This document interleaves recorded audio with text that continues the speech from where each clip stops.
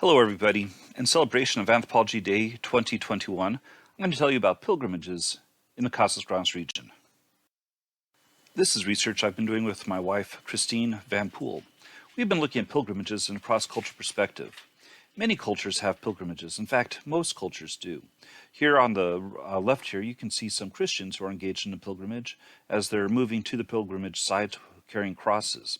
On the right, you see Mecca, which is one of the most famous and one of the largest pilgrimages in the world as Muslims gather there to celebrate and to worship.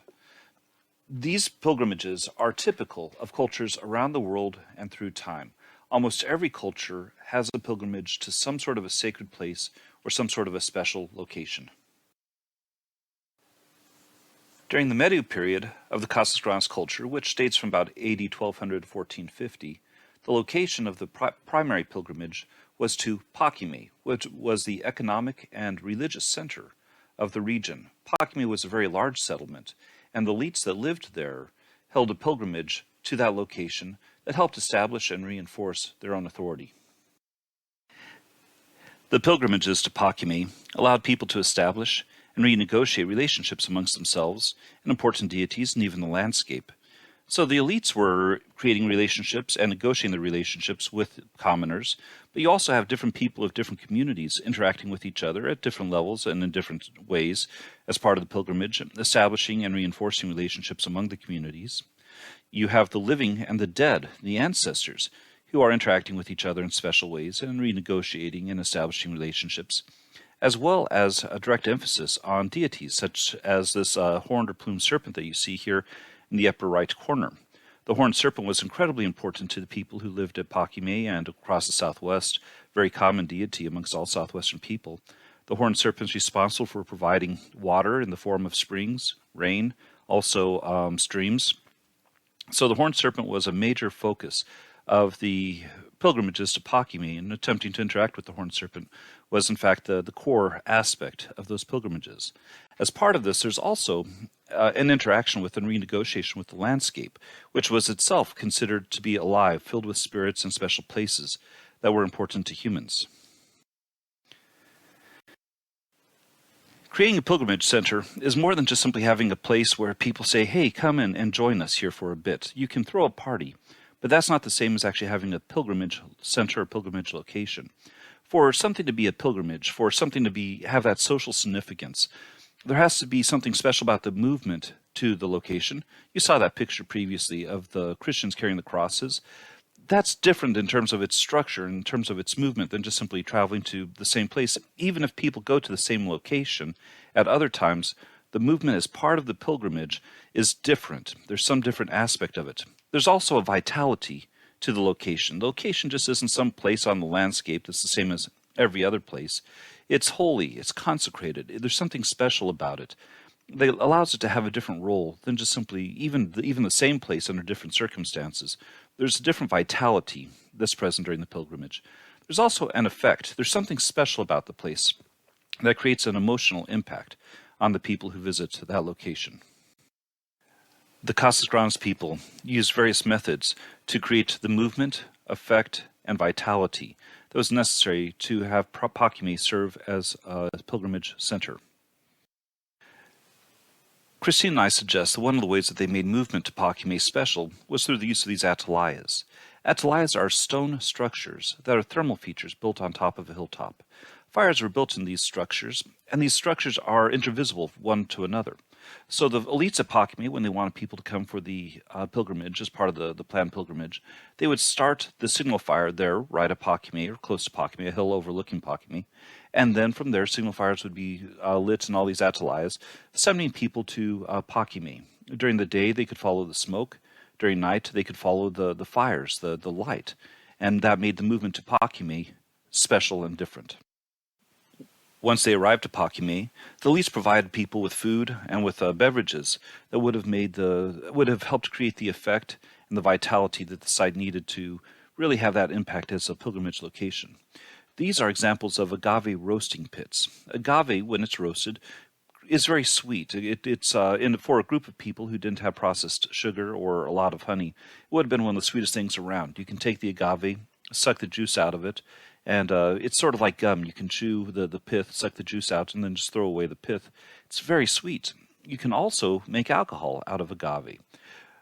Paquime had these agave roasting ovens, and these are absolutely enormous. A person could stand in one of these, and you wouldn't be able to see the top of their heads. Extremely large. They're mass producing this roasted agave as part of these feasts that were associated with the pilgrimage location. There were also ceremonial mounds where people could see ceremonies being performed by the Paquimé elites. One example of this is this cross-shaped mound up at the top there that you can see. It's a cross-shaped mound with small little mounds at each end of the arm. De Peso, the original excavator of Paquimé, showed that these could be used to track the summer-winter solstices, as well as other astronomical alignments that would have been useful for ceremonies in general, but were probably tied to this pilgrimage structure. Down below that, and you can see where the arrow is pointing, this is the Mound of the Offerings. The Mound of the Offerings was a location that had a platform mound where people could perform ceremonies and folks could see the elites performing ceremonies in an elevated position. But adjacent to it was a small little room block that contained some very large pots that held the remains of people. These remains were, the bones were pulled out, at least on occasion, according to the work of one of our colleagues, Gordon Rakita. People were using these bones as part of ceremonies, then putting them back into the pots and resealing the pots inside this room. This could all be observed from inside the sites itself, Paquimé there, where there was a hidden window where people could actually look out at the mound inside this interior ritual location and actually watch the ceremonies going on out in this public location. So here's a case where you have public ceremonies as well as private ceremonies that are all interacting with each other.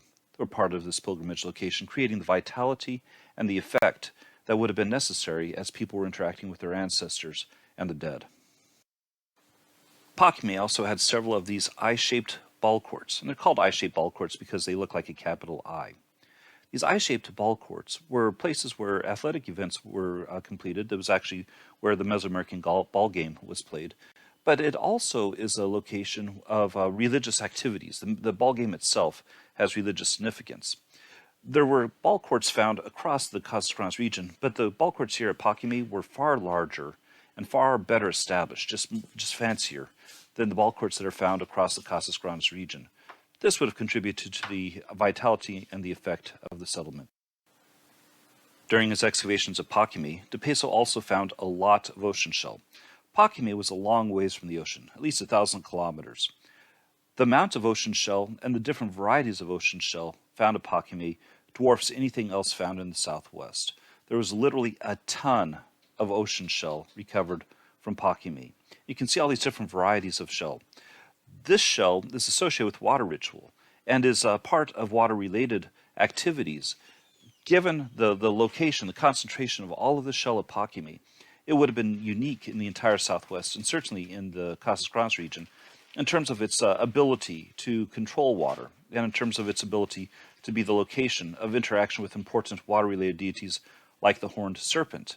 Paquimé truly was a water city where people were creating it as a location where water would be drawn and attracted. Additional evidence of this emphasis on water and water-related ritual is found in the copper items that were recovered from Paquimé, as well as the turquoise. Paquimé had far more turquoise and far more West Mexican copper than is typical of other settlements in the Southwest. All of this, especially with the shell, speaks to a very strong emphasis on water-related ritual and water-related activity, which is almost certainly the focus of the pilgrimages there to Paquimé. When we look cross-culturally, one of the things we notice about pilgrimage locations is that people frequently will collect some sort of a souvenir, some sort of a sacred object from these locations, whether it be a stone or a set of prayer beads or something like that. At Paquimé, it looks like pottery was being given out as part of the pilgrimage. This pot that you see here is a type of pottery called Ramos polychrome. It was produced by specialists there at Paquimé and elsewhere in the Casas Grandes region, at least potentially. John Topai, in fact, one of our students, did a master's thesis several years ago looking at the pottery and demonstrating that it was being made by specialists. And Candy Saul, the director of the Museum of Anthropology there here at Mizzou, also looked at the chemical composition of this pottery and found that much of this pottery is being made there at Paquimé. and being distributed out across the region. This pottery was being taken home by people, at least we suggest, as part of their pilgrimage to Paquimé. They would go, they would be involved in these religious activities. Then they would take this pottery home with them. This pottery had symbols on them that were religiously important. If you take a look at that red figure in the center of that pot, that's actually a horned serpent. You can see the forward-pointing horn and the mouth with the eye. These horned serpents were, again, the focus of the ritual there at Paquimé. And this pottery was something that we see being made at Paquimé and being distributed across the entire Southwest, searching the Casas Grandes region as part of these pilgrimage structures. Why does our research matter? Why is our understanding pilgrimages in the Casas Grandes region important? Anthropology is a study of humans, and a significant part of human behavior focuses on religion. And trying to understand religion requires us to understand all the variation within religious systems through time and across space. Understanding how the Casas Grandes region was structured in terms of its religion will help us better understand the development of the southwestern cultural systems, the systems that we even see amongst the historic and the modern pueblos and the other groups, peoples of the Southwest. It also helps us understand more about how humans interact with each other and structure their world. The Casas Grandes is one case study of a larger system. These pilgrimages, like what we're talking about here, are almost certainly evident cross-culturally through time, probably from 10,000 years ago on up to the modern time period. Understanding the role that pilgrimages played in the past will help us better understand humans in general, and also understanding how the Casas Grandes people worked these pilgrimages into their political and religious system will help us better understand the power dynamics of these folks. And if we want to understand not only the people of the Southwest, but ourselves, we need to understand the entire range of human behavior. And that's what anthropology allows us to do. Have a great day.